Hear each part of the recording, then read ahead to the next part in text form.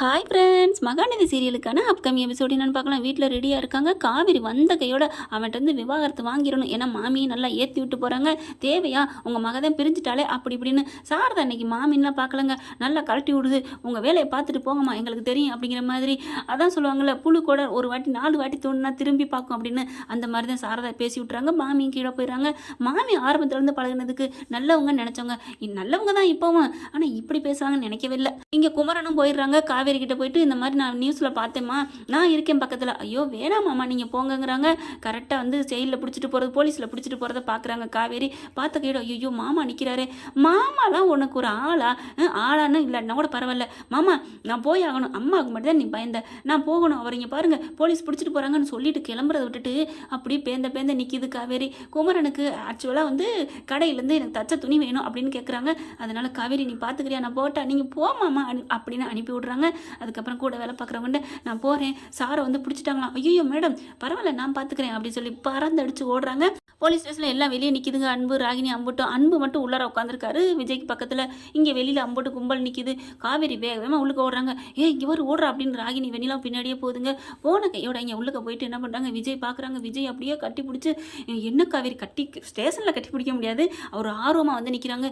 ஏன் காவேரி அப்படிங்கிற இங்கேயே வந்த, ஏங்க உங்களுக்கு ஒரு கஷ்டம் இருக்கல, நான் எப்படிங்க அங்கே இருக்க முடியும் அப்படின்னு சொல்லிட்டு நீங்கள் கவலைப்படாதீங்க, உங்களுக்கு நான் இருக்கேன், நான் உங்களை நான் கண்டிப்பாக வெளியே கொண்டு வருவேன். என்ன கேஸ் அப்படிங்கிறதான் இந்த மாதிரி சொல்கிறாங்க.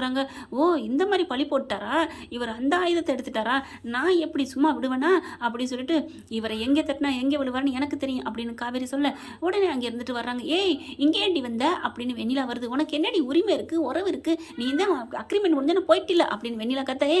வாய மூடி, அவர் என்னோட புரிச்சண்டி, அவருக்கு நான் மட்டும்தாண்டி பொண்டாட்டி, வேற எவளையும் சொந்தம் கொண்டாட விட மாட்டேன்டி அப்படின்னு சொல்லிட்டு சும்மா பட்டுன்னு வெடித்து வர மாதிரி வெடிக்கிறாங்க நம்ம ஆளு காவேரி.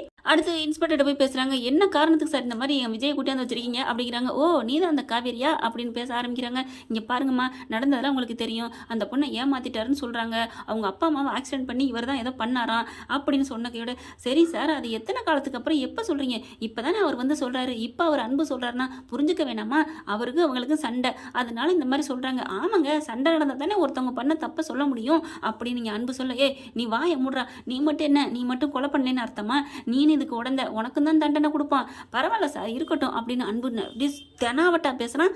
காவேரி என்ன பண்ணுறாங்க, எவ்வளோ சொல்லி பார்க்குறாங்க. இங்கே பாருங்கள், நான் தான் அவரோட பொண்டாட்டி, இந்த பொண்ணை காதலிச்சார் தான் இல்லைங்களே, ஆனால் அதுக்கப்புறம் காணாமல் போயிட்டு அந்த பொண்ணு மேலே பைத்தியமாக இருந்தார். அப்புறம் என்னையும் வேண்டாம் வெறுப்பா தாத்தா பாட்டிக்காக தான் கல்யாணம் பண்ணாங்க. 1 வருஷம் அக்ரிமெண்ட் நான் இல்லைன்னு சொல்லலை, ஆனால் அதுக்குள்ளே எங்கள் 2 பேருக்கு பிடிச்சி போச்சுங்க. தாத்தா பாட்டி நான் என்னோட தான் வாழணும்னு சொல்லிட்டாங்க. அதுக்கப்புறம் உண்மையாகவே நாங்கள் மனசார வாழ ஆரம்பிச்சிட்டோம். அப்படி இருக்கல இந்த பொண்ணை நான் தான் பார்த்தேன், நான் தான் கூட்டிகிட்டு வந்தேன். அப்படி இவர் வேணாம், இந்த அவங்க அப்பா அம்மாவை ஏற்றி நான் தான் எல்லாம் சரி பண்ணி தீர்த்து கட்டினேன், இவன் நமக்கு தேவையில்லைன்னு நினச்சிருந்தேன். அப்பவே இந்த பிள்ளையை கொண்டு எங்கேயாவது விட்டுருக்க மாட்டாரா, ஆனால் வெண்ணிலா வேணும் பாவம் அப்படின்னு வெண்ணிலா மேலே முக்கியம் இருந்ததுனால தான் என்ன கூட வீட்டை விட்டு அனுப்பிட்டு அந்த பிள்ளையை வச்சிருந்தாரு. அப்படி இருக்கல அவர் எப்படி சார் போட்டு தாக்க முடியும், இந்த பிள்ளை வேணான்னு சொல்ல முடியும் அப்படின்னு காவேரி பாயிண்டாக வைக்கிறாங்க. ஆமாம் நீங்கள் சொல்கிறதும் சரிதான் அப்படிங்கிற மாதிரி அந்த போலீஸ்காரர் சொல்கிறாரு. ஐயோ இவர் பிளாட்டை மாத்துறாளே அப்படின்னு நீங்கள் ராயினி நினைக்க, நான் அதைத்தான் சொல்கிறேன், இந்த பொண்ணு வேணுங்கிறவர் எப்படி கொலை பண்ணியிருப்பாரு, அதெல்லாம் இல்லவே இல்லை அப்படின்னு காவேரி சொல்கிறாங்க. வெண்ணிலா உடனே, சார் இவ அக்ரிமெண்ட் முடிஞ்சு போயிட்டா சார் அப்படிங்கிற, இவ எதுக்கு சார் சொந்தம் கொண்டுட்டு வரணும் அப்படிங்கிறாங்க. ஏம்மா வாயை மூடுமா, அவங்க சட்டப்பிரகாரம் கல்யாணம் பண்ணியிருக்காங்க, நொக்ரிமெண்ட் பேசிக்கிட்டு அவங்களா கேஸை போட்டு பிரிஞ்சுக்கிட்டா தான் வக்கீல் நோட்ஸ் விட்டு, அதுக்கப்புறம் எதுவும் ஒன்றும் பண்ண முடியாது அப்படிங்கிறாரு. இங்கே பாருங்கள், இவர் பொய்யான கேஸை ஜோடிச்சிருக்காரு, அன்பு வந்து இவங்களோட சேர்ந்துக்கிட்டு பண்ணுறாரு, இவங்க பேச்சை எடுக்காதீங்க அப்படின்னு காவேரி சொல்கிறாங்க. நாங்கள் ஒன்றும் பண்ண முடியாதுமா அப்படிங்கிறாங்க. ஏன் சார் பண்ண முடியாது, அவர் சொல்லி கம்ப்ளைண்ட் கொடுத்துருக்காங்களே, நான் என்ன பண்ண முடியும், அந்த பொண்ணு சொன்னுச்சா, அந்த பொண்ணு தான் சொல்லுச்சு அப்படிங்கிற. வெண்ணிலா நீயுமா சொன்ன, ஆமாம் அவர் சொல்கிறாரு, நான் என்ன பண்ண முடியும், இவர் ஒருவேளை இப்படி பேசுகிறவர் அன்னைக்கு நான் வேணான்னு கூட நினச்சிருக்கலாம் இல்லையா அப்படின்னு வெண்ணிலா விஜய் மேலே பழிய போடுறாங்க. ஏன்னா விஜய் இப்போ சொன்னார் இல்லையா வெண்ணிலாவை பார்த்து, நீ சொத்து சோத்துக்காக தான் என்ன நீ லவ் பண்ணியிருக்கிற அப்படின்னு அவங்க அப்பா வர நேரம்பெல்லாம் காசு கேட்பாராம். வெண்ணிலா உடனே நானாக காசு கேட்டேன் அப்படிங்கிறாங்களே, அதனால தான் மேலே பழி போட்டதுனால அவங்க மேலே பழிய போடுறாங்க. எங்கள் அப்பா அம்மா நீங்கள் கூட ஏதாவது பண்ணியிருக்கலாம் அப்படிங்கிற மாதிரி பேச உடனே காவேரி கடந்து துடிக்கிறாங்க. இங்கே பாருங்கள் சார், இந்த அன்பு வாயாலே இல்லை நான் பொய் கேஸ் தான் கொடுத்தேன்னு சொல்ல வைக்கிறேன், அவர் சொல்லுவார் அப்படின்ட்டு வெளியில் கிளம்புறாங்க. என்னது சொல்லுவேண்ணா, நான் எப்படி சொல்ல முடியும், அதெல்லாம் நான் சொல்ல மாட்டேன், வாய்ப்பு இல்லைம்மா வாய்ப்பு இல்லை அப்படிங்கிறாரு அன்பு. காவேரி வெளியில் வந்தோன்னு பின்னாடியே ஓடி வர்றா வெண்ணிலாவும் ராகினி. ஏய் என்னடி பண்ண போற, அவர் என்ன மாற்ற போறியா, உண்மை அதுதானே அப்படின்னு ராகினி சொல்ல. ஏய் அரைஞ்சன்னு வச்சுக்கவேன் அப்படின்னு என்ன பண்ணுறாங்க காவேரி. உன் மனசாட்சியை தொட்டு சொல்லு, நீ நல்லா கீ கொடுத்ததே இவங்களாம் ஆடுறாங்கன்னு எனக்கு தெரியாது, நீ என்ன பண்ணாலும் சரி நீ என்னையும் என் புருஷன் விஜயும் புரிஞ்சுக்கோ, ஏன் புருஷன் விஜயும் பிரிக்கவே முடியாது, இந்த ஜென்மத்துக்கு நான் தாண்டி அவர் பொண்டாட்டி, நீ என்ன வேணா நீ தலையில நின்று தண்ணி குடிச்சுப்பாரு, முடியவே முடியாது, என் புருஷனா மனசார மனசு மாறி தாலி கட்டினாலே ஒழிஞ்சி அது இந்த ஜென்மத்தில் நடக்காதடி, நான் கட்ட சொன்னாலும் கூட கட்ட மாட்டாரடி, அதுதாண்டி விஜய், அதுதான் என் புருஷன், நீ நினச்சிட்டு இருக்கியா அப்படிங்கல. என்னடி இவ்வளோ ஸ்ட்ராங்காக பேசுகிற, நான் ஒன்று 2 பேர் பிரிக்கிறதாண்டி என்னோட கங்கணமே, நான் பாரு என் அப்பா முடி சொத்தே அழிஞ்சாலும் பரவாயில்ல, உங்கள் 2 பேரையும் நான் பிரிப்பேண்டி அப்படின்னு இங்கே சவால் விடுறா.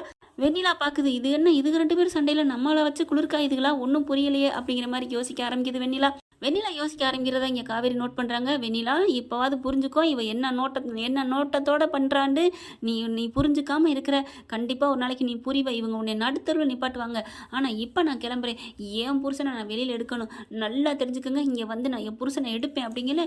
விஜய் வந்துட்டு காவேரிங்க என்ன அப்படிங்கிற மாதிரி போகிறாங்க. நீ சாப்பிட்டியாம்மா அப்படிங்கிறாங்க. நான் சாப்பிடல, உங்களை நான் இப்படி இருக்கல எப்படி, ஐயோ நீ ஜூஸ் குடிச்சியா, நீ சாப்பிடணுமா, நீ ஜூஸ் குடிக்கணும், வேலைக்கு 1 மணி நேரத்துக்கு ஒருக்கா குடிக்கலையா அப்படிங்கல. என்னது இந்த அக்கறைப்படுறான் அப்படின்னு ராகினி பார்க்குறாங்க. ஐயோ இது போலீஸ் ஸ்டேஷனும் அப்படிங்கிற மாதிரி பார்க்குறாரு விஜய். இருந்துட்டு போகுது, என் பொண்டாட்டியை சாப்பிடுன்னு சொல்கிறதுல இதில் என்ன இருக்குது அப்படின்ட்டு.